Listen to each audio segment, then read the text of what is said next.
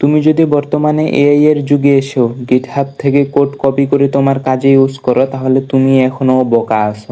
আমি তোমাকে আজকে এমন একটা ট্রিক দেখাবো যেটার মাধ্যমে তুমি হচ্ছে একজন কোড মানে আর কি যেভাবে কোড করে গিটহাবে যে কোডগুলা তুমি কপি করো, আসলে ডেভেলপার যেভাবে সেই কোডগুলা কপি করে মানে আর কি কোড করে, তুমিও সেটা করতে পারবা। সেটা কিভাবে করবা আমি তোমাকে দেখাই দিচ্ছি। তো সর্বপ্রথম তুমি যে কোডটা তোমার কাজে ইউজ করবা সেই কোডটার যে লিঙ্কটা আছে, যে গিটহাবে যে লিঙ্কটা আছে, এটা তুমি সর্বপ্রথম কপি করবা। তারপরে আরেকটা ওয়েবসাইট আছে, এটার নাম হচ্ছে গিট রিভার্স। এই যে দেখতে পাচ্ছ গিট রিভার্স নাম, এখানে এসে তুমি ওই লিঙ্কটা এখানে পেস্ট করে দিবা। পেস্ট করে দেওয়ার পরে এখানে দেখো যে গেট প্রম্পট লেখা আছে, এখানে যখন তুমি ক্লিক করবা তখন দেখবা তোমাকে একটা প্রম্পট দিছে।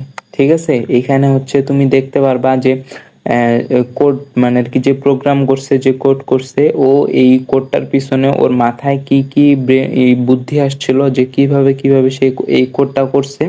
তুমি এখান থেকে এই প্রম্পটটাতে সব কিছু পেয়ে যাবা যখন তুমি এআই কে বলবা যে তুমি আমাকে এই প্রম্পটের যে দিক নির্দেশনাগুলো আছে ওইগুলো আমাকে দাও, কারণ আমি বুঝতে যাচ্ছি যে এই কোডটাতে আসলে কি কি করা হয়েছে।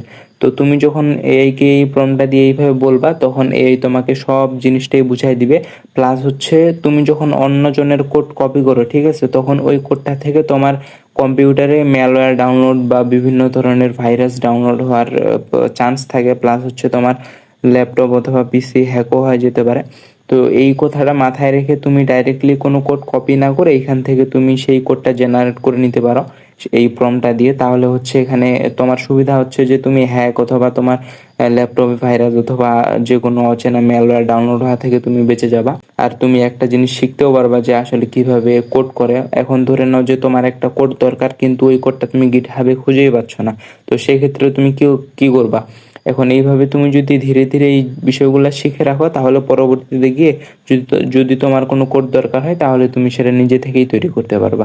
তো যাও, ভিডিওটা যদি তোমাদের ভালো লেগে থাকে তাহলে একটা ভিডিওতে লাইক দিও আর পেজটাকে ফলো দিয়ে দিও। আর যদি এমন তোমার কোনো ফ্রেন্ড থাকে যে এইগুলা বিষয়ে ইন্টারেস্টেড, তাহলে তাকেও ভিডিওটা শেয়ার করে দিতে পারো।